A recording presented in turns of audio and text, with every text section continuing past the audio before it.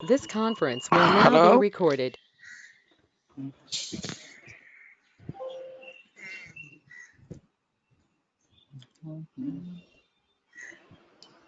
Okay.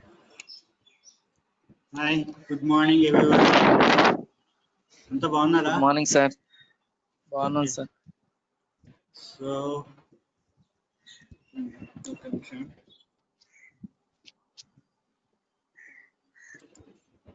Okay, today class.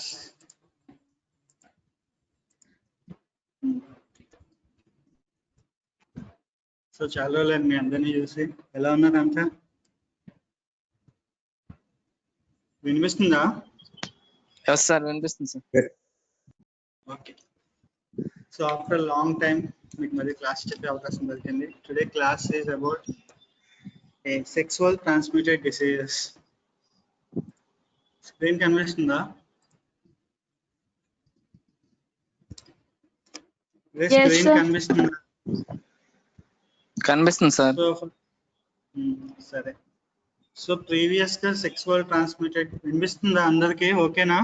మధ్యలో attendance తీసుకోవాలంట, నాకు ఈరోజే తెలిసింది. సార్ చాట్ బాక్స్ లో పెట్టాను సార్. చాట్ బాక్స్ లో పెట్టాలి అటెండెన్స్. అది నాకు కొత్త, నాకు తెలియదు ఇంకా. చాట్ బాక్స్ లో పెట్టారు. సరే, ఎవరి మీద డౌట్ వస్తే వాళ్ళ పేర్లు అడగండి సార్. పేర్లు అడగనా? సరే, ఎవరి మీద డౌట్ వస్తే సార్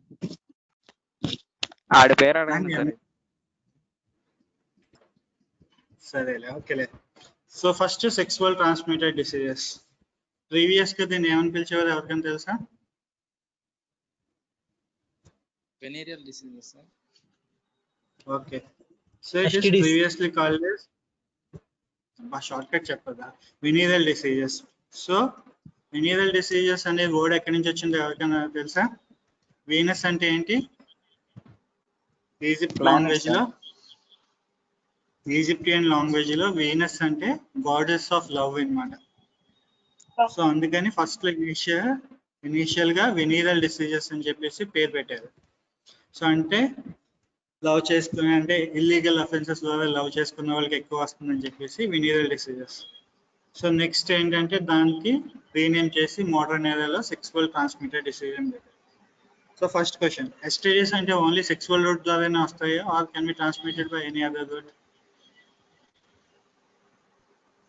పేరెంటల్ రూట్ లో ద్వారా కూడా ట్రాన్స్ఫర్ అవ్వచ్చు.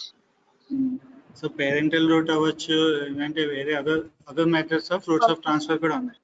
సో ఎస్టిడి అనే పేరు ఒకే మిస్నామర్, అంటే పేరులోనే ఒక డిఫెక్ట్ ఉందన్నమాట. సో పేర్లు ఏం పెట్టారు?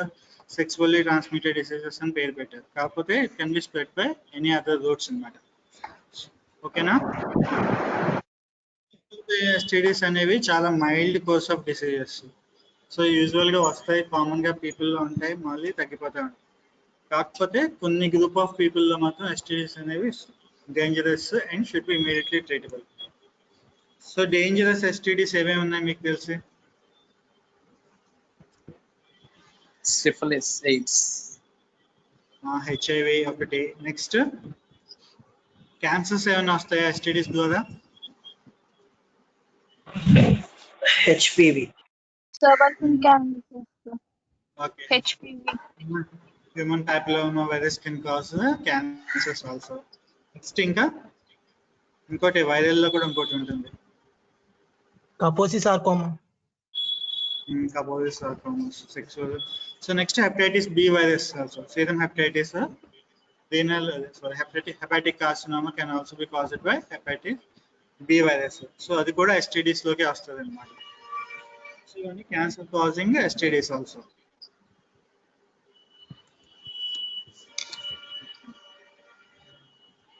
సో STDs అనేవి ఏంటి, జస్ట్ డెఫినేషన్ పరంగా చూసుకుంటే, so either it can be transmitted by the sexual intercourse, oral genital contact, non-sexual ways or IV drug users లో కూడా వస్తుంది. So it can be caused by both bacterial, viral, protozoal and parasites also. So మనకి world wide ఎన్ని cases ఉంటాయి మీ estimation ప్రకారం?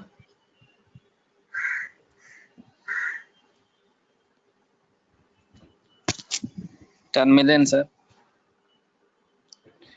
Okay, రోజుకి సుమారు every డేకి 1 మిలియన్ పీపుల్కి కొత్తగా ఎస్టీడీస్ అనేవి వస్తూనే ఉంటాయి. అంటే ఆల్మోస్ట్ 10 lakhs పీపుల్ రోజు ఎఫెక్ట్ అవుతూనే ఉంటుంది or any other form of STDs. So highest affect అయ్యేది chlamydia infections. Most common STDs వచ్చి క్లెమిడియల్ ఇన్ఫెక్షన్స్. ఆల్మోస్ట్ 10 crores పీపుల్కి ఎఫెక్ట్ అవుతుంది అన్నమాట. సో నెక్స్ట్ కామన్గా వచ్చేసి, సో ఇవన్నీ ఇన్ఫెక్షన్స్ కామన్గా ఉంటుంది కానీ వచ్చి ఒక 10 days 14 daysలో తగ్గిపోతూ ఉంటాయి. కానీ హెచ్ఐవి లాంటివి అయితే లైఫ్ లాంగ్ ఉంటాయి కాబట్టి వాటి ఇన్సిడెన్స్ కొంచెం ఎక్కువ ఉంటుంది అనమాట. సో ఇదే ఇండియాలో తీసుకుంటే ఇండియాలో ఎంత ఉంటుంది? ఇండియాలో మోస్ట్ కామన్ ఎస్టీడీస్ ఏంటి?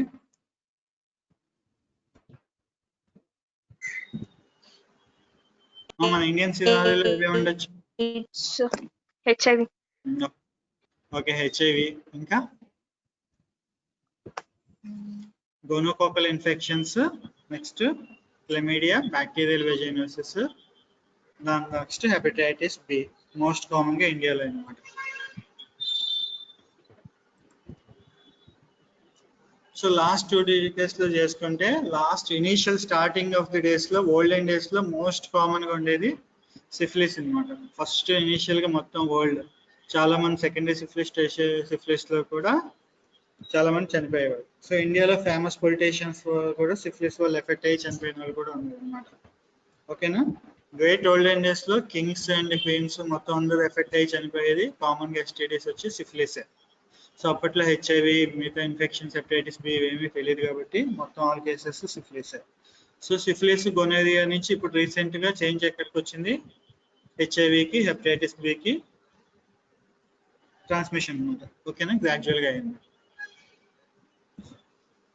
సో ఇన్సిడెన్స్ అనేది ఖచ్చితంగా వరల్డ్ లో ఎగ్జాక్ట్ ఇన్సిడెన్స్ అనేది మనం చెప్పలేం కానీ అకార్డింగ్ టు WHO స్టేట్మెంట్స్ ఇది ఎప్పుడుదో 1999. ప్రెసెంట్ తీసుకుంటే 50 million పీపుల్ యూజువల్ గా ఎఫెక్ట్ అవుతూ ఉంటారు అనమాట. సో ఇన్సిడెన్స్ రేట్లు అయినా మనకు అవసరం లేదు కానీ. సో సిమ్టమ్స్ మామూలుగా any case of ST general symptoms అన్నమాట. ఫర్ ఎనీ కేసు కామన్ గా ఏమేమి ఉండొచ్చు? కామన్ గా ఫస్ట్ సోర్స్ పెయిన్ఫుల్ గా కానీ ఆ పెయిన్లెస్ గా ఉంటుంది. మోస్ట్ ఆఫ్ ది కేసెస్ అన్ని పెయిన్లెస్. కామన్ గా నెక్స్ట్ మెన్ లో కామన్ మోస్ట్ కామన్ సింటమ్ వచ్చి ఇచ్చింగ్, ర్యాషెస్. అదే ఉమెన్ లో వచ్చి burning sensation while urinating, next unusual discharge most common symptom అన్నమాట. మేల్ కి ఫిమేల్ కి మారిపోతూ ఉంటాయి.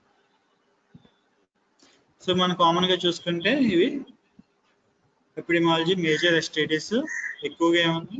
బ్యాక్టీరియల్ ఇన్ఫెక్షన్స్ అన్నమాట. ఏమున్నాయి? బ్యాక్టీరియల్ అయితే స్పైరోకిట్స్ అన్ని కలిపేసి ఒక గ్రూప్ ని ఫామ్ చేసుకుంటే ఏమేమి కాజ్ చేస్తాయి స్పైరోకిట్స్? సిఫిలిస్, క్యాంకరాయిడ్, గొనేరియా, సర్వికైటిస్, ఆఫ్థాల్మియా, నియోనైట్లను కూడా కాజ్ చేస్తుంది అన్నమాట. ఓకేనా? నెక్స్ట్ క్యాంపైలో బ్యాక్టీరియా ఏం కాజ్ చేస్తుంది? ఇక్కడే ఉంది కింది disease options. Choose one of the options. బ్యాక్టీరియాలో క్యాంపైలో bacteria granuloma inguinale. Next chlamydia ఏం కాజ్ చేస్తుంది కామన్ గా? ఎల్జీవి ఫుల్ ఫామ్ ఏంటి? లింఫోగ్రాన్యుల్ లింఫోగ్రాన్యులోమా వెనేరియం. ఓకే, అది L1, L2, L3 టైప్స్ అన్నమాట. అదే D2K టైప్స్ ఏం కాజ్ చేస్తుంది chlamydia? Non gonococcal urethritis cause చేస్తుంది. ఓకేనా? నెక్స్ట్ కామన్ గా గ్రూప్ బి స్ట్రెప్టోకోకై వచ్చి వెజైనైటిస్, సర్వైకైటిస్, సిస్టైటిస్ కాజ్ చేస్తాయి అన్నమాట. సో హ్యూమన్ నెక్స్ట్ అలాగే నెక్స్ట్ వైరల్ తీసుకుంటే హెర్పిస్ వైరస్ అన్ని యూజువల్ గా ఏం కాజ్ చేస్తాయి? హెర్పిస్, జెంటైటిస్ ఆర్ సర్వైకైటిస్. అలాగే హెచ్పివి ఇనీషియల్ గా ఎలా ఎగ్జిబిట్ చేస్తుంది సిమ్టమ్స్? వైరల్ లో ఉంది జెంటల్ వాట్స్ అన్నమాట. మోస్ట్ కామన్ గా అన్ని జెంటల్ వాట్స్ తోనే ఉంటుంది అన్నమాట. ఓకేనా? సో నెక్స్ట్ ప్రోటోజోవల్ ఇన్ఫెక్షన్స్ ఏమేమి ఉంటాయి?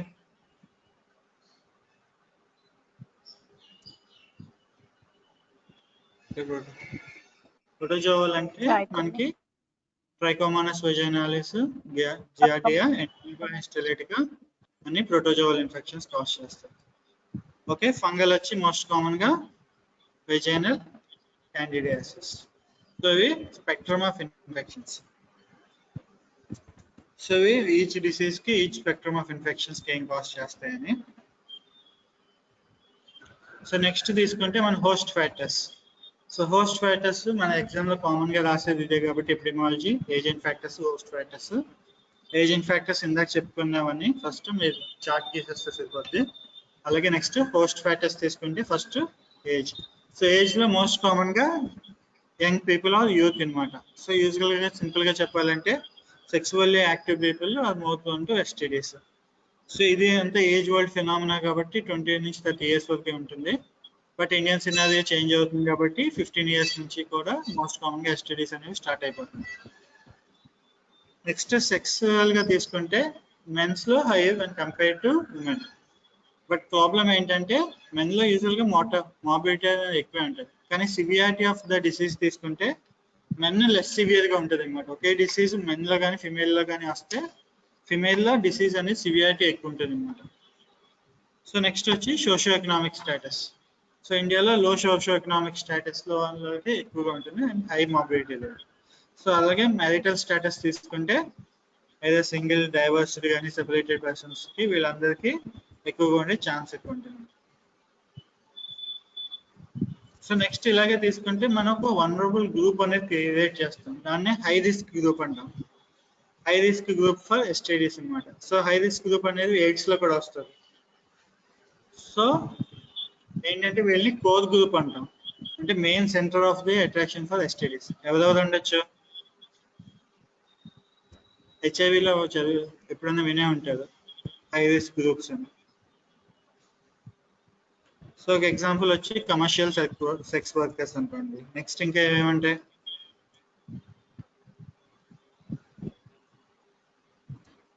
నెక్స్ట్ ఇంజెక్టింగ్ డ్రగ్ యూజర్స్, ఓకేనా, వాళ్ళ సెక్సువల్ పార్ట్నర్స్. నెక్స్ట్ ప్రిజనర్స్ లో ఎస్పెషల్లీ జూనైల్ ప్రిజన్ లో ఉన్న వాళ్ళు. నెక్స్ట్ స్ట్రీట్, వీళ్ళంతా కోర్ గ్రూప్ అన్నమాట. సో ఈ కోర్ గ్రూప్ ని నార్మల్ పాపులేషన్ కి బ్రిడ్జ్ పాపులేషన్ క్రియేట్ చేస్తాం. సో బ్రిడ్జ్ పాపులేషన్ అనేది ఎవరంటే వీళ్ళకి కోర్ గ్రూప్ కి నార్మల్ పాపులేషన్ కి మధ్యలో మోడ్ ఆఫ్ ట్రాన్స్మిషన్ అన్నమాట. సో ఇందులో ఫస్ట్ వచ్చి లాంగ్ ట్రక్ డ్రైవర్స్ అంటాం. So long distance truck drivers అని ఎప్పుడు అంటాం? ఎంత డిస్టెన్స్ ట్రావెల్ చేయాలి ఎవరికైనా ఐడియా ఉందా?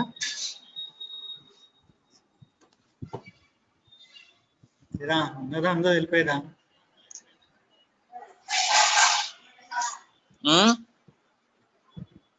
చిన్నసాను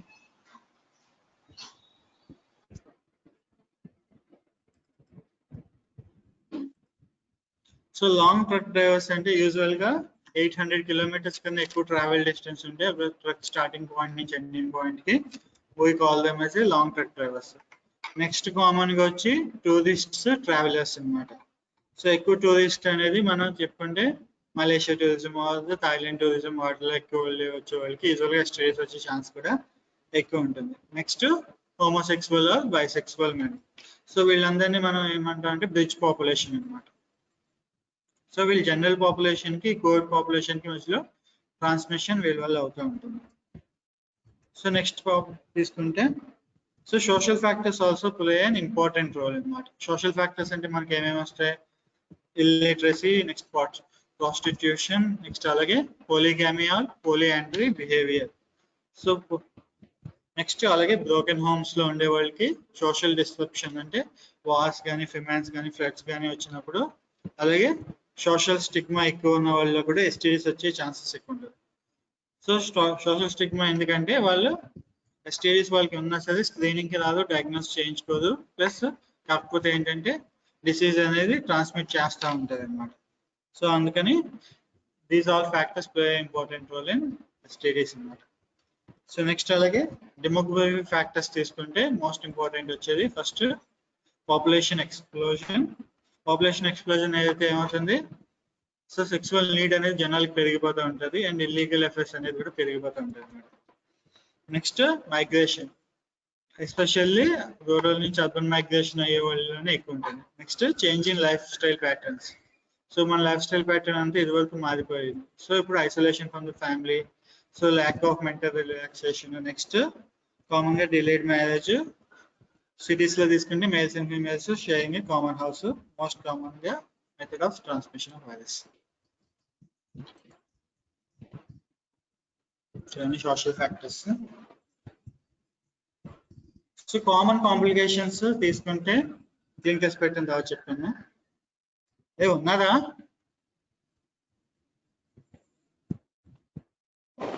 సార్ మర్చిపోయాను మా సార్ ఎటైనా సరే రిలయన్స్ అన్నారు. Okay, roll number 80.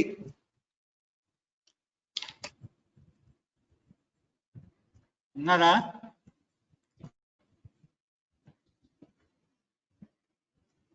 అమ్మా 80 ఆప్షన్టా?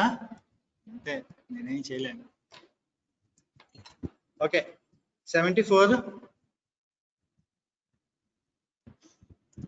సరే ఇక్కడ ఉన్న నెంబర్స్ చూసి అడుగుతాయి. Roll number 99.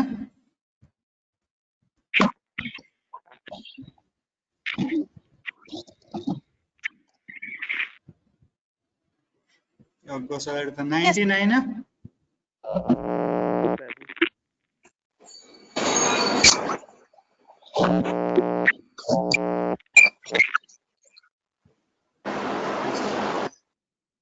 నెట్ పని చేయట్లేదేమో సార్ ఆడికి మైక్. 76.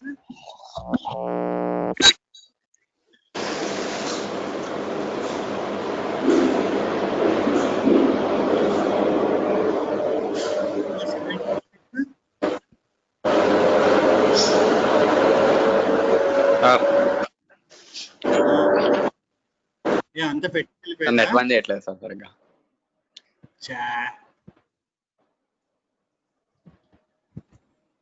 సరే ఇంకోసారి 50.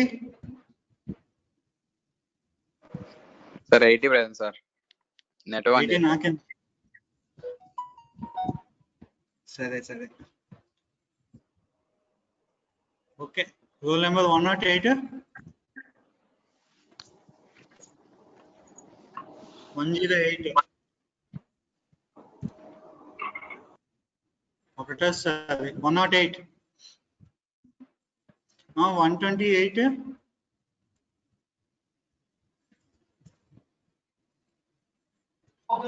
Present sir. 56.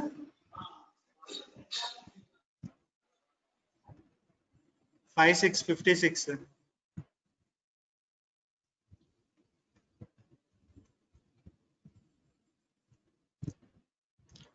105.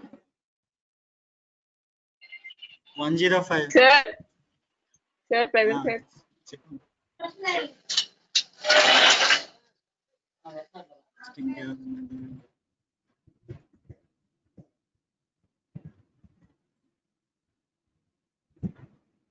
Okay, 138. Present sir. 130. Present sir. Okay. చాలు నెక్స్ట్. Sir, 99 present, sir.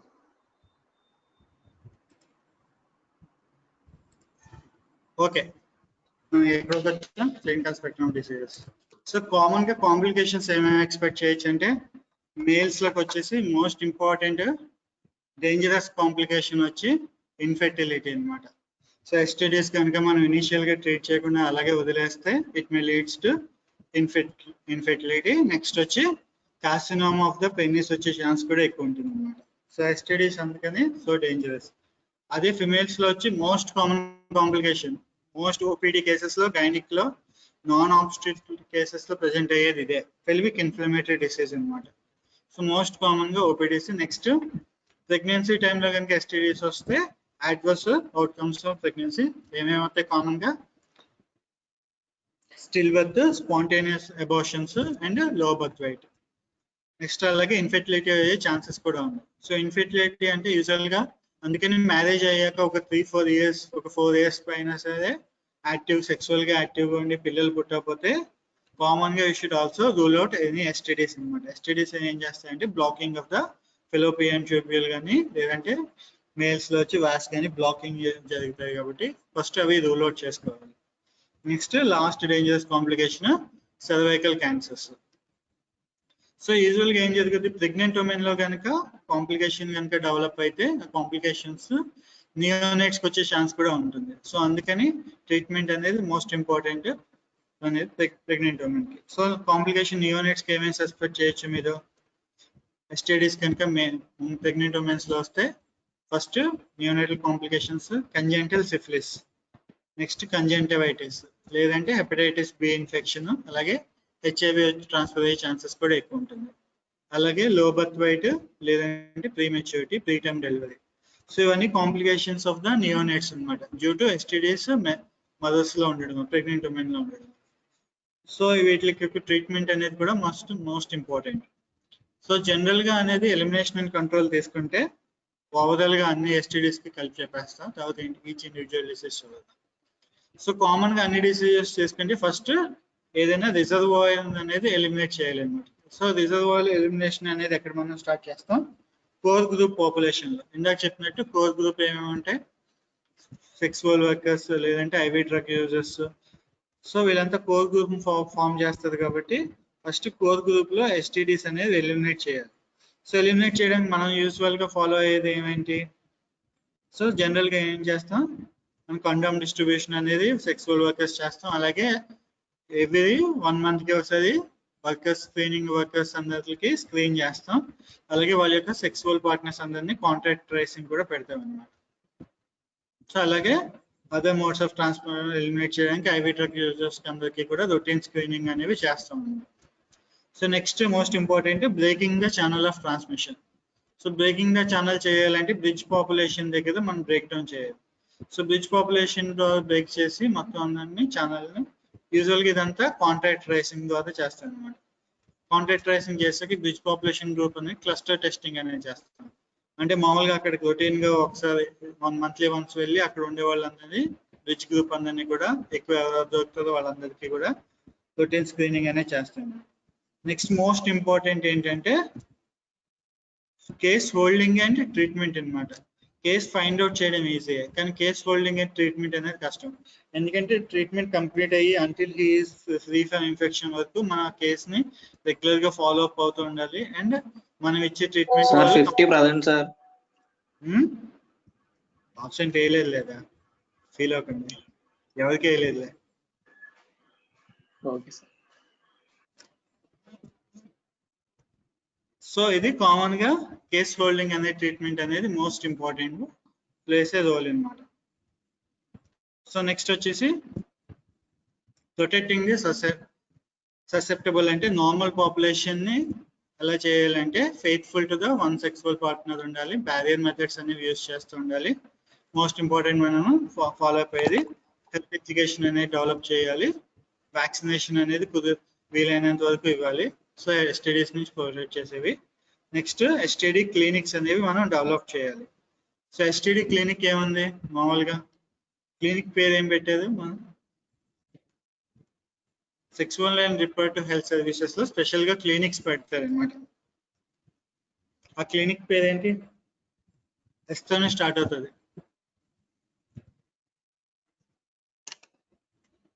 ఎవరిని అడుగుదాం, చాలా చెప్తారా?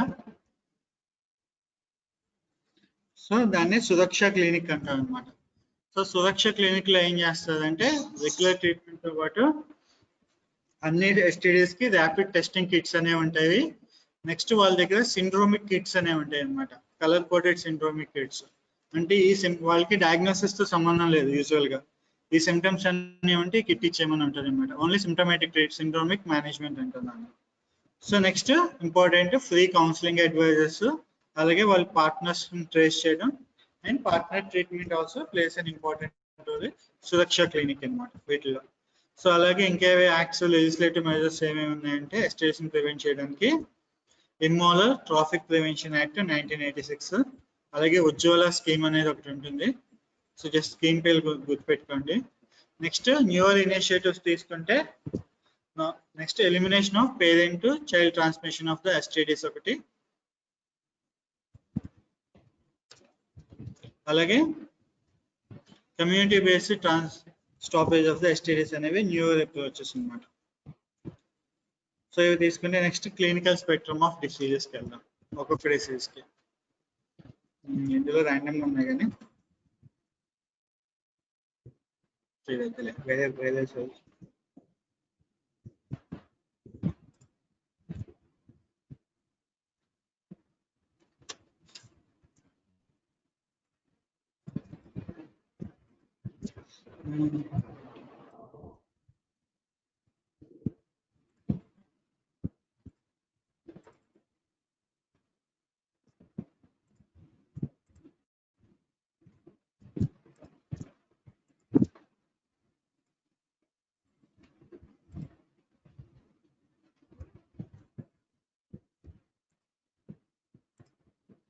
ఓకే.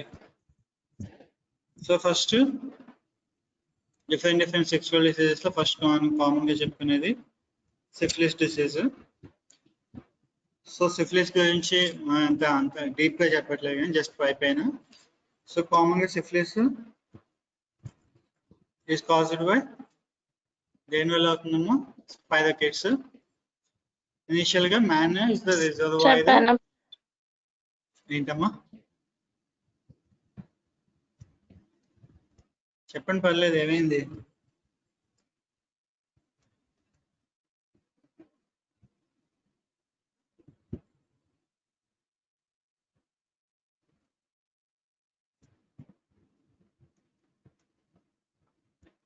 సో సిఫిలిస్ తీసుకుంటే most common reservoir, so the only reservoir వచ్చి మ్యాన్. సో ఎక్కడి నుంచి ట్రాన్స్మిట్ అవుతుంది అంటే mode of transmission so the exudates of skin కానీ mucous membrane of blood and blood fluids. So usual incubation period వచ్చి 3 weeks. So transmission వచ్చి most common route of transmission contact with the open lesions, especially oral sexual practices. Next congenital infections లేదంటే inoculation infection. So తీసుకుంటే most common stages early syphilis లో primary syphilis, secondary syphilis and early latent. Most of the cases అన్ని మనకి secondary syphilis stage లోనే ఆగిపోతుంది. So late syphilis కనుక వచ్చిందంటే most common dangerous complications వచ్చి న్యూరలాజికల్, కార్డియోవాస్కులర్ కాంప్లికేషన్స్. సో దీన్ని మనం లేటెంట్ సిఫిలిస్ స్టేజెస్ ని మనం న్యూరోసిఫిలిస్ అనగానే అంటే లేదంటే gumma is seen in few cases. So ఇది first canker portal painless ulcer, highly infectious painless ulcers వచ్చేసి సిఫిలిస్ లో మోస్ట్ కామన్ గా ఉంటుంది. సో ఇప్పుడు సిఫిలిస్ తో పాటు మనకి ఇంకా ఏమేమి ఉంటాయి అల్సర్స్ క్రియేట్ చేసేవి? So first suppose gentle ulcer వచ్చింది అనుకోండి, సిఫిలిస్ కి డిడి ఏం పెట్టుకుంటాం? Differential diagnosis for syphilis ulcers. ఎవరైనా చెప్తారా? సో అల్సర్ తీసుకుంటే అయితే it can be caused by syphilis వచ్చి పెయిన్లెస్ అల్సర్. అలాగే నెక్స్ట్ క్యాంకరాయిడ్ ఉంటుంది, లేదంటే క్లెమిడియా ఎల్జీవి కాజ్ చేస్తుంది, లేదంటే హెర్పిస్ సింప్లెక్స్ కాజ్ చేయొచ్చు. సో ఇవన్నీ కూడా పెయిన్ అల్సర్స్ క్రియేటింగ్ అన్నమాట. సో మనం ఫస్ట్ అల్సర్ వచ్చింది కానీ ఏదో జెంటల్ అల్సర్స్ కానీ ఉంటే ఫస్ట్ మనం పెయిన్లెస్ పెయిన్ఫుల్ లో డిఫరెన్షియేట్ చేయాలి అనమాట. సపోజ్ పెయిన్లెస్ అన్నాడు అనుకోండి, సో యూజువల్ గా సిఫిలిస్ అయి ఉండొచ్చు, మోస్ట్ కామన్ గా సిఫిలిస్. సో అది కూడా లింఫ్ నోడ్స్ అనేవి షార్టీగా ఉంటాయి, అంటే మ్యాట్ ఫార్ములేషన్ లో ఉంటాయి. సో లేదు అంటే ఇంగ్వైనల్ లింఫ్ నోడ్స్ ఉందనుకోండి, ఇంగ్వైనల్ లింఫ్ నోడ్స్ అదే పెయిన్లెస్ లైట్ పెయిన్ ఉంటే you can call it as LGV అనమాట. సో అదే హెర్పిస్ సింప్లెక్స్ వైరస్ అల్సర్స్ తీసుకుంటే ఏమవుతుంది? యూజువల్ గా it is a painful ulcer అనమాట. అలాగే క్యాంకరాయిడ్ కూడా పెయిన్ఫుల్ అల్సర్. సో ఇప్పుడు హెర్పిస్ సింప్లెక్స్ కి క్యాంకరాయిడ్ అల్సర్ కి మనం ఎలా డిఫరెన్షియేట్ చేస్తాం?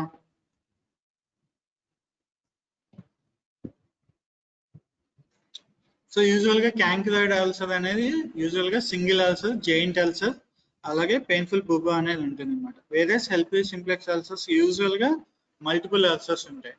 సో దాంతో అల్సర్స్ తో పాటు వెసికల్స్ అనేవి కూడా ఉంటాయి అన్నమాట herpes simplex. So the usual ulcer characteristics which is for differentiating the ulcer అన్నమాట. ఓకేనా? సో దీన్ని బట్టి మన మోడ్ ఆఫ్ ట్రీట్మెంట్ కూడా మారిపోతూ ఉంటుంది. సో STDs లో మోస్ట్ కామన్ గా అల్సర్ వచ్చిందంటే ఇలా డిఫరెన్షియేట్ డయాగ్నోసిస్ చేయాలి. సో సిఫిలిస్ పరంగా తీసుకుంటే సెకండరీ సిఫిలిస్ వచ్చి ఎస్పెషల్లీ మౌత్ లో ఉంటుంది, other parts of the body. So usual గా లేటెంట్ పీరియడ్ ఒక 2-3 years తర్వాత ఈ స్టేజ్ డెవలప్ అవుతుంది అన్నమాట. సో మొత్తం బాడీ మొత్తం వెసికల్స్ అనేది డెవలప్ అవుతాయి, ప్యాచీ లీజన్స్. సో ఇది టెర్షియరీ సిఫిలిస్ రీప్లేన్స్ మిడిల్ లో మళ్ళీ సిమ్టమ్స్ అనేవి డిమినిష్ అయిపోయి మళ్ళీ స్టార్ట్ అవుతుంది అనమాట. దీన్నే టెర్షియరీ సిఫిలిస్ అంటాం. చాలా డేంజరస్ కండిషన్. సో డయాగ్నోసిస్ అనేవి యూజువల్ గా డార్క్ ఫీల్డ్ లో చేస్తాం అంతా. So specific tests, non specific test and specific tests. So prevention అనేది కామన్ గా రాసేస్తాం. సో మన సిండ్రోమిక్ అప్రోచ్ తీసుకుంటే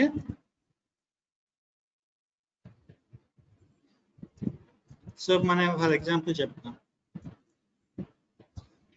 సో ఒక వెజైనల్ డిశ్చార్జ్ మనం క్లినికల్ గా మాట్లాడుకున్నప్పుడు సో ఒక పేషెంట్ వచ్చారు అనమాట. She complaints of the vaginal discharge. So vaginal discharge అంటే ఏమేంటి మనం రూల్ అవుట్ చేసుకోవాలి. యూజువల్ కాజేటివ్ ఆర్గానిజమ్స్ ఏమేమి ఉంటాయి?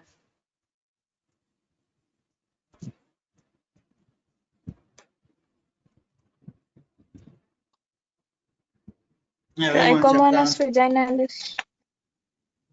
Three most Trichomonas important. vaginalis. Trichomonas vaginalis. So first discharge ఉన్నప్పుడు ఫస్ట్ మనం ఇనిషియల్ గా డిఫరెన్షియేట్ చేయాల్సింది వెజైనైటిసా అది లేదంటే సర్వైకైటిసా అనేది డిఫరెన్షియేట్ చేయాలి. ఓకేనా? సో వెజైనైటిస్ అయితే మీరు చెప్పినట్టే ట్రైకోమోనాస్ వెజైనాలిస్ మోస్ట్ కామన్ గా. సో నెక్స్ట్ ఇంకేమి ఉంటాయి వెజైనైటిస్ కాజ్ చేసేవి?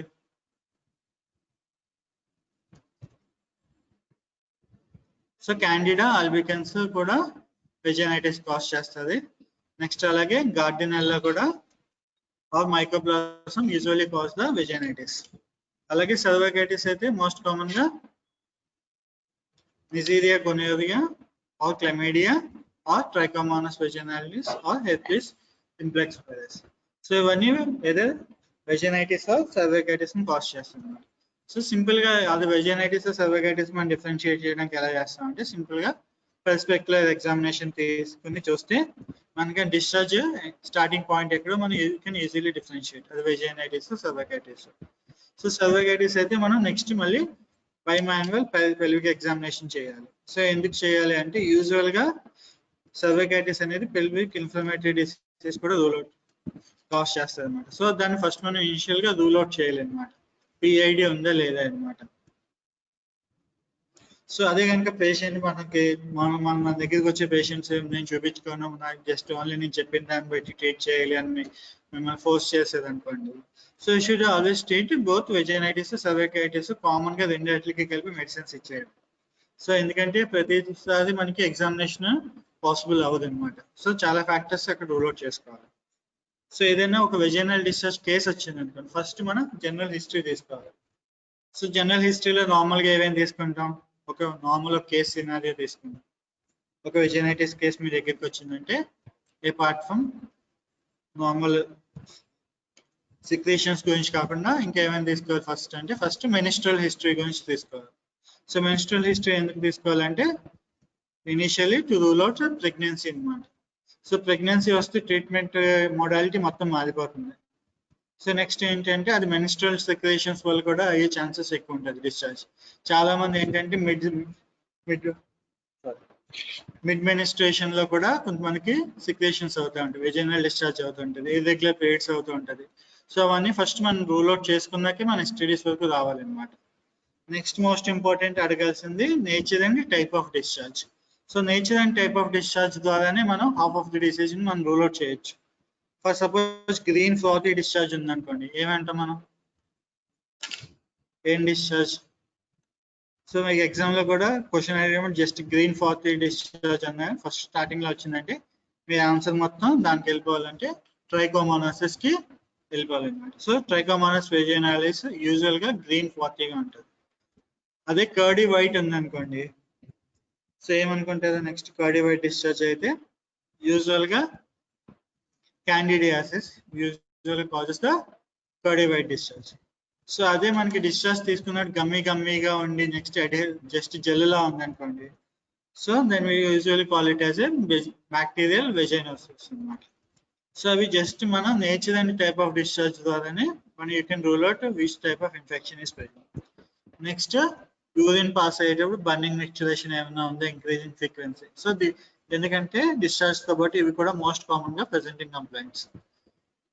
ఇవి అన్ని రూల్ అవుట్ చేసుకున్నాక ఏమైనా అల్సర్స్ ఉన్నాయా లేవా, లేదంటే మోస్ట్ ఇంపార్టెంట్ లాస్ట్ లో అడగాల్సింది genital complaints in the sexual partners అన్నమాట. సో సెక్సువల్ పార్ట్నర్స్ లో కూడా జెంటల్ కంప్లైంట్స్ ఏమైనా ఉన్నాయా అనేది ఫస్ట్ మనం ఇనిషియల్ గా రూల్ అవుట్ చేసుకోవాలి.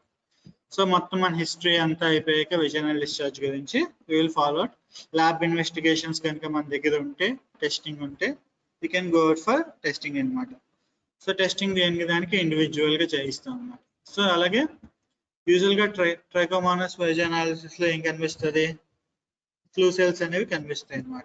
వెట్ మోడ్ మైక్రోస్కోపీ చేస్తే you can easily examine for the flu cells. అలాగే క్యాండిడ్ ఆల్బికస్ ఏం వాడతాం, 10% KOH వాడతాం. సో అదే బ్యాక్టీరియల్ వెజైనాలిసిస్ కి యూజువల్ బ్యాక్టీరియా కాబట్టి మనం గ్రామ్ స్టైనింగ్ చేయిస్తాం అన్నమాట. సో ట్రీట్మెంట్ అనేవి ఏం చూసుకుంటే, సో మనకి ఓవరాల్ గా బుక్ లో ఇచ్చే ట్రీట్మెంట్ వేరేగా ఉంటుంది, మనం రెగ్యులర్ గా ఫాలో అయ్యేది వేరేగా ఉంటుంది ట్రీట్మెంట్ ప్రోటోకాల్స్ అనేవి.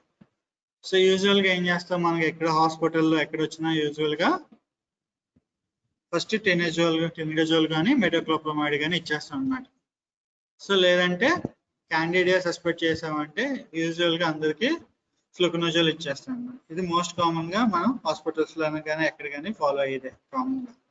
సో అలాగే సర్వైకల్ ఇన్ఫెక్షన్ స్టార్ట్ చేస్తే సెఫ్లోస్పోరిన్స్ గ్రూప్ మొత్తం సెఫ్లోస్పోరిన్స్ యూజువల్ గా సెఫిక్సమ్ అనేది మనం ఇచ్చేస్తాం. సో ఇది specific guide lines.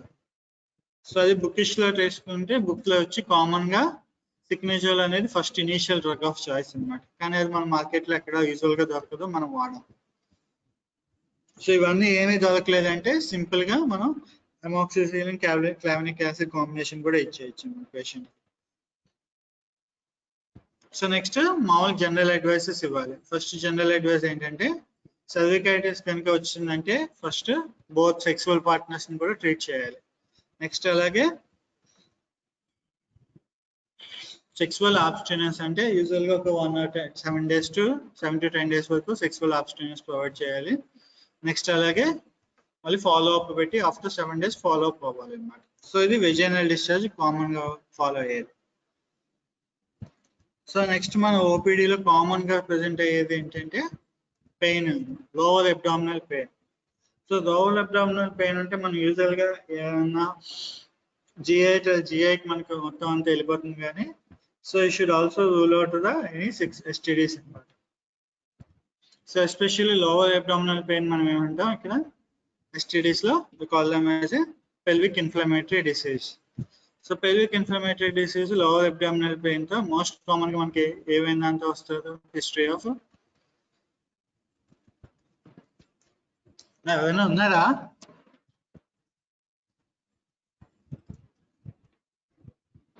Yes, sir. Okay, అయితే చెప్పండి, మీకు మామూలుగా నచ్చింది చెప్పండి. సో ఒక కేసు ఉంది, ఒక female 23 years female lower abdominal pain తో వచ్చింది మీ దగ్గరికి. సో మీరు మామూలుగా హిస్టరీ టేకింగ్ లో మోస్ట్ ఇంపార్టెంట్ ఏమేమి అడుగుతారు? Simple lower abdominal pain. Fever.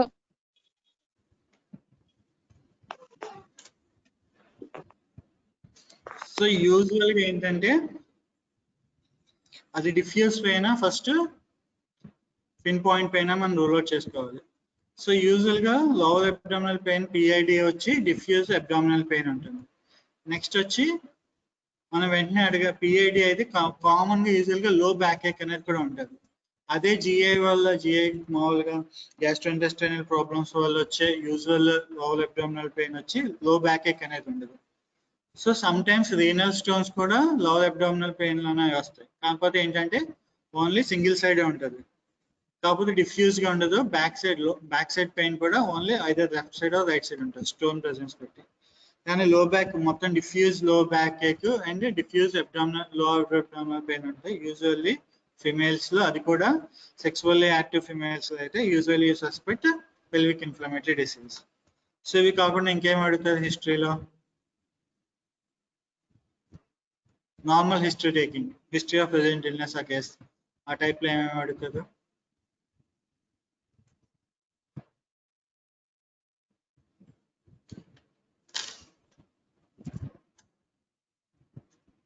ఏదో చెప్పరా అయితే ఒక్కరిని అడుగు.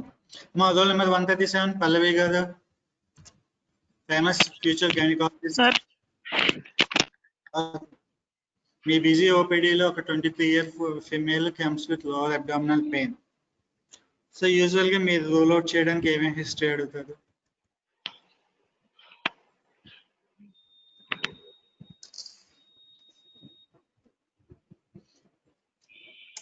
డైరెక్ట్ అల్ట్రాసౌండ్ ఎగ్జామినేషన్ రాసేస్తావా? No sir. లేదంటే సిఈసిడి పంపించేస్తావా?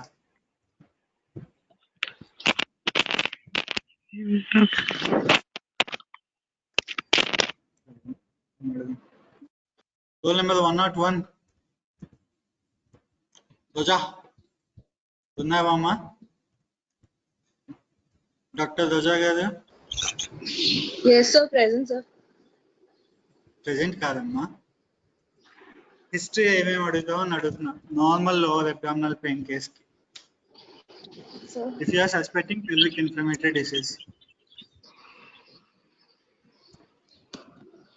నార్మల్గా చెప్పండి ఏమేమి అడుగుదాం అనుకుంటున్నావో చెప్పండి చాలు.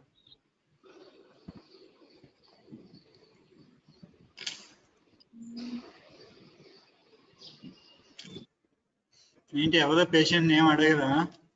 Okay next doctor Sujith, roll number 23. Sir. Sujith sir. మీ దగ్గర ఫిమేల్ పేషెంట్ లోడ్ ఎక్కువైపోయి ఒక ఫిమేల్ పేషెంట్ వచ్చింది అనుకోండి, ఏమేమి అడుగుతావు కేసుని? తిట్టి పంపించేస్తారు సార్ ఇది. సో ఏందో నార్మల్ హిస్టరీ ఏ కేసుకి వచ్చినా సరే PID case if you're suspecting మామూలు ఫిమేల్స్ లో ఉండే ప్రాబ్లమ్స్ ఏమంటే అవే అడుగుతాం. ఏం ఫిమేల్స్ లో ఏమేమి ప్రాబ్లమ్స్ ఉంటాయి? వెజినల్ డిశ్చార్జ్ ఏమైనా ఉందా, నెక్స్ట్ మెన్స్ట్రల్ ఇర్రెగ్యులారిటీస్ ఏమైనా ఉన్నాయా, లేదంటే డిస్మోనరీ ఏమైనా ఉందా, లేదంటే రీసెంట్ గా కాంట్రాసెప్టివ్స్ ఏమైనా యూజ్ చేస్తున్నారా? ఎస్పెషల్లీ ఎందుకు కాంట్రాసెప్టివ్స్ ఐయుడిస్ అనేవి యూజువల్ గా పిఐడిని కాజ్ చేస్తాయి కాబట్టి. ఓకేనా? సో నెక్స్ట్ ఫీవర్, నార్మల్ గా పిఐడి అంటే ఫీవర్ ఉంటుంది కాబట్టి you should always ask any history of fever.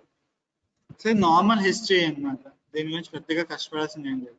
Females లో ఏమేమి ఉంటాయి ఆర్గాన్స్ వాటికి సంబంధించి ప్రాబ్లమ్స్ అడుగుతాం. సో నెక్స్ట్ జనరల్ ఎగ్జామినేషన్ చేస్తాం. టెంపరేచర్ ఎంత ఉంది, పల్స్ ఎంత ఉంది, బ్లడ్ ప్రెషర్ ఎంత ఉంది, నార్మల్ గా చూసేవి. సో ఇప్పుడు మనం రూల్ అవుట్ చేయడానికి పిఐడిఏ కాదు, మనం రూల్ అవుట్ చేయడానికి ఏం చేస్తాం? We should 2 examinations, perispectrum examination and periabdominal examination. So periabdominal examination చేసేటప్పుడు డీప్ గా అంబిలికల్ ఏరియాను లోపలిగా ప్రెస్ చేస్తే you can feel uterine tenderness కానీ సర్వైకల్ మూమెంట్ టెండర్నెస్ కానీ some times you can feel అన్నమాట. సో అలాగే పెరిస్పెక్యులర్ ఎగ్జామినేషన్ చేస్తాం దీనికోసం to rule out any discharge కానీ కంజెషన్స్ ఆర్ ఎనీ అల్సర్స్ మొత్తం ఏమన్నా ఉన్నాయో రూల్ అవుట్. నెక్స్ట్ మీ ఇన్వెస్టిగేషన్స్, ల్యాబ్ ఇన్వెస్టిగేషన్స్, అలాగే అల్ట్రాసౌండ్ ఎగ్జామినేషన్స్. మరి ఇంకా డౌట్ఫుల్ గా ఉండి ఎందులోనే రూల్ అవుట్ చేయలేకపోతే సిఈసిటీ లాస్ట్ ఫైనల్ రిజల్ట్. సో ఇప్పుడు మనకి డిఫరెన్షియల్ డయాగ్నోసిస్ అని పెట్టుకోవాలి పెల్విక్ ఇన్ఫ్లమేటరీ డిసీజ్ కి. సో మోస్ట్ కామన్ గా pelvic inflammatory disease rule out చేయాల్సినవి కామన్ గా ఏమంటే ఎస్పెషల్లీ ఫెర్టైల్ ఉమెన్ లో అయితే first you always rule out the ectopic pregnancy అన్నమాట. ఎక్టోపిక్ ప్రెగ్నెన్సీ రూల్ అవుట్ చేయాలి. అలాగే అపెండిసైటిస్ అనేది కూడా మనం రూల్ అవుట్ చేసుకోవాలి. అదే ఓల్డ్ ఏజ్ లో వచ్చింది అనుకోండి, ఆఫ్టర్ 40 years వాళ్ళలో వచ్చిందంటే try to rule out any ovarian tumour కానీ, లేదంటే అబ్డామినల్ ట్యూబర్కులోసిస్ కానీ, లేదంటే ఓవేరియన్ సిస్ట్ కానీ ఏమైనా ఉందో లేదో ఇనీషియల్ గా మనం రూల్ అవుట్ చేసుకుని దాన్ని బట్టి మనం ప్రొసీడ్ అవ్వాలన్నమాట. సో ఇలా ప్రొసీడ్ అయినప్పుడు cause based treatment. So cause based treatment అంటే ఇన్ఫెక్షన్స్ ఏమైనా మనం ఫైండ్ అవుట్ చేస్తే ఆ ఇన్ఫెక్షన్స్ కి మనం ట్రీట్మెంట్ చేస్తాం. సో acute PID అనేది sometimes very dangerous conditions.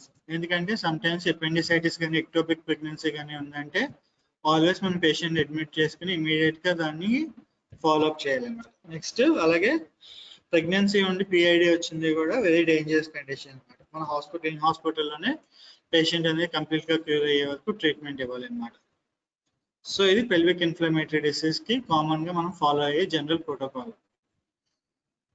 So next ఇంకేదేని గురించి కదా. ఓకే, నెక్స్ట్ మెన్ లో కామన్ గా ఉండే ప్రాబ్లం ఏమండి? ఇప్పుడు ఫీమేల్స్ గురించి మాట్లాడుకున్నాం కదా. నెక్స్ట్ మెన్ గురించి మాట్లాడుకుందాం.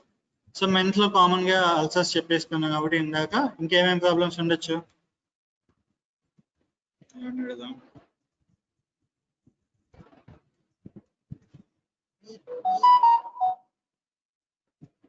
Okay, roll number 149 Aditya.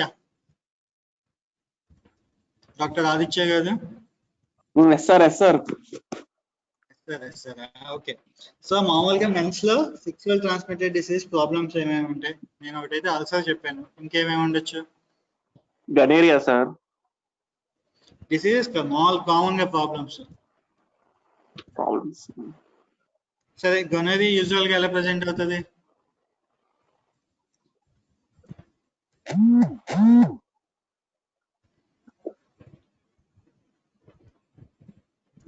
So either urethral discharge లో కానీ లేదంటే స్క్రోటల్ స్వెల్లింగ్ కానీ యూజువల్ గా గొనోరియా. సో స్క్రోటల్ స్వెల్లింగ్ తీసుకుంటే గొనోరియాతో పాటు ఇంకోటి ఏమి ఉంటుంది కామన్ గా డాక్టర్ ఆదిత్య గారు? Infertility sir. లేదు పాజిటివ్ ఆర్గానిజమ్స్ చెప్తున్నా. గొనోరియా అయిపోయింది, నిజేరియా గొనోరియా ఒకటి చెప్పేసారు. నేను చెప్పేసి స్క్రోటల్ స్వెల్లింగ్ కి DD అనమాట. నెక్స్ట్ ఇంకోటి ఏముంటుంది? ఫైలేరియా. ఓకే, ఫైలేరియా STDs లోకి రాదు, only STDs. So chlamydia trachomatis. ఓకేనా? సో ఇదండి positive organisms for any scrotal swelling. So ఇప్పుడు మన స్క్రోటల్ స్వెల్లింగ్ వచ్చిందంటే మన సాయి రెడ్డి చెప్తారు, డాక్టర్ సాయి రెడ్డి గారు చెప్తారు. మా roll number 118.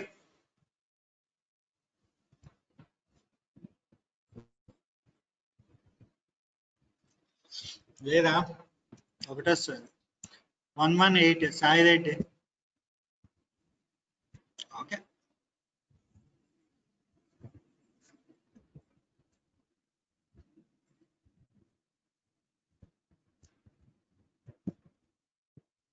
Roll number 113 Manikumar.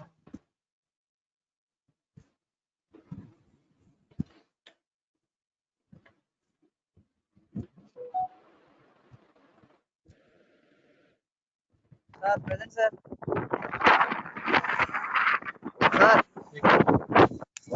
Sir present sir.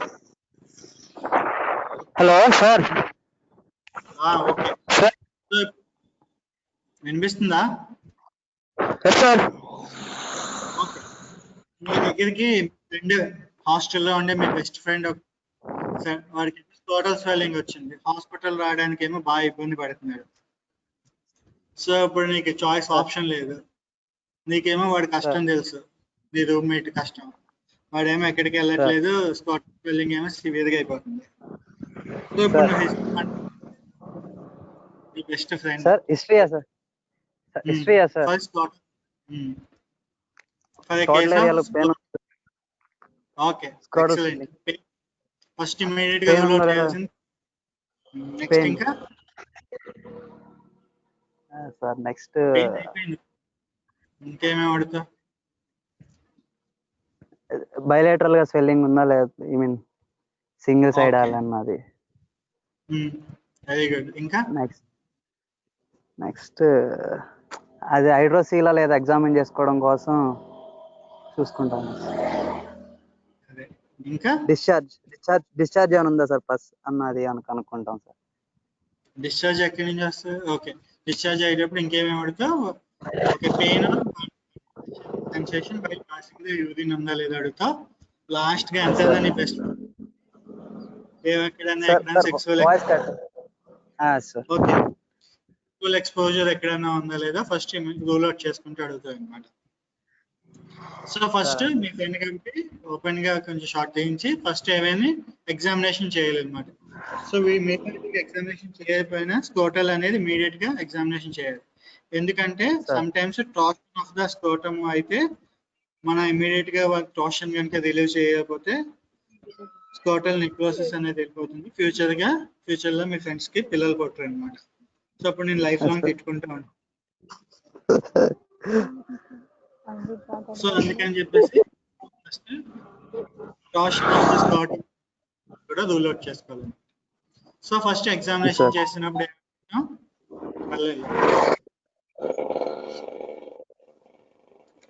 So అలాగే ఫస్ట్ రెడ్నెస్ ఏమైనా ఉందా, ఇడిమా ఏమైనా ఉందా స్కిన్ మీద. సో అలాగే ఫస్ట్ ఇమీడియట్ గా చూడాల్సింది tenderness and vast difference over the epidermis అన్నమాట. సో టెండర్నెస్ సివియర్ గా redness, extraordinary pain, extraordinary pain ఉందంటే యూజువల్ గా అది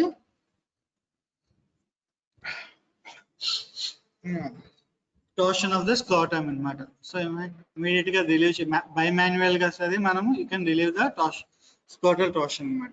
సో దాంతో పొరపాటున కనుక డిశ్చార్జెస్ కానీ ఏదో అల్సర్స్ ఏమైనా ఉన్నాయంటే you can then suspect infective origin అన్నమాట. సో అలాగే హైడ్రోసిల్ ఉందా లేదా ఎలా చూస్తాం మనం యూజువల్ గా ట్రాన్స్ల్యూమినేషన్ టెస్ట్ చేసి హైడ్రోసిల్ ఉందా లేదా మనం ఎగ్జామినేషన్ చేస్తాం. సో ఇప్పుడు మనకి ఇన్ఫెక్షన్ ఉందని చెప్పి మనకి కన్ఫర్మ్ అయింది. సో ఇన్ఫెక్షన్ ఉందంటే మనకి ఏమేంటి ఇక్కడ, సో అలాగే discharge, some kind of discharge, pain wall passing the urine and some foul smelling, ఇవన్నీ ఉంటే ఇన్ఫెక్షన్ సస్పెక్ట్ చేసాం కాబట్టి lab investigations for infection cause చేస్తాం అనమాట. సో అలాగే ఇన్ఫెక్షన్స్ కామన్ గా ఏమేమి కాజ్ చేస్తాయి స్కోటల్ స్వెల్లింగ్ కి, ఈ ఎస్టీడీస్ కాకుండా నాన్ ఎస్టీడీస్ కూడా కాజ్ చేయొచ్చు. చాలా నాన్ ఎస్టీడీస్ ఇందాక మన ఫ్రెండ్ చెప్పినట్టే ఫైలేరియాసిస్ మోస్ట్ కామన్ గా, ఇంకా అలాగే ఏమంటే TB can cause Pseudomonas and mumps infection. So ఇవన్నీ నాన్ ఎస్టీడీ స్కోటల్ స్వెల్లింగ్. సో అలాగే నాన్ ఇన్ఫెక్షియస్ స్కోటల్ స్వెల్లింగ్స్ కూడా ఉంటాయి. సో అవి ఏంటంటే హైడ్రోసిల్ ఇందాక మనం చెప్పినట్టు, ప్రోమో కూడా కాజ్ చేయొచ్చు, ఏ కూడా కాజ్ చేయొచ్చు, టెస్టిక్యులర్ టార్షన్ అనేది మోస్ట్ డేంజరస్ ఇందాక చెప్పినట్టే, అలాగే ఫైనల్ గా టెస్టిక్యులర్ ట్యూమర్స్ అనేవి కూడా ఉండొచ్చు. సో ఇవి మన స్కోటల్ స్వెల్లింగ్ ఏ కేసు వచ్చినా సరే you should always rule out all these అన్నమాట. సో ఇవన్నీ ఏమీ లేవు అంటే ఫైనల్ గా మనం బ్యాక్టీరియల్ ఆరిజిన్ కానీ సస్పెక్ట్ చేసి దానికి సిండ్రోమిక్ అప్రోచ్ ఏంటంటే మనం కామన్ గా వాడే డ్రగ్స్ యాంటీబయాటిక్స్ ఇచ్చేస్తాము, 7 days ఇస్తాము, ఆఫ్టర్ 14 days మనం పేషెంట్ ని పిలుస్తాం అన్నమాట.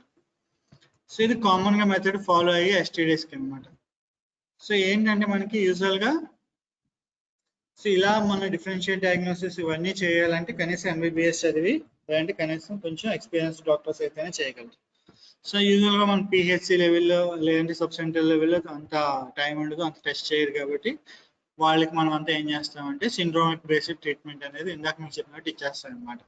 సో వాళ్ళ దగ్గర అన్ని కలర్ కోడెడ్ కిట్స్ ఉంటాయి. Each 6 types of colour coded kits అనేవి ఇస్తాయి అనమాట. 6 టైప్స్ అంటే ఒకటి grey colour, green colour, black colour, red, blue, yellow common గా ఉంటాయి.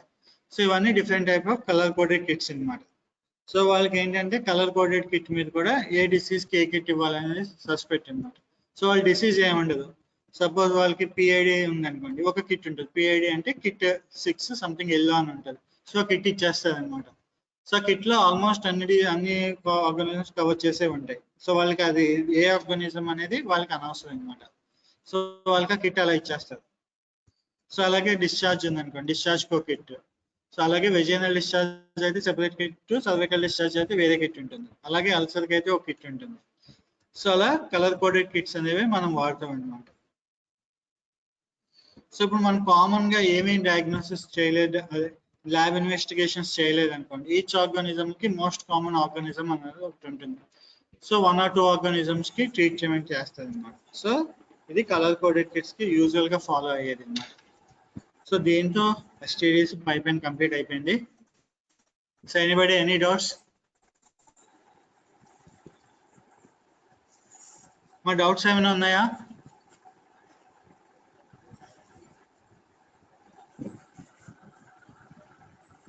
ఎవరికైనా ఏమైనా డౌట్స్ ఉన్నాయా?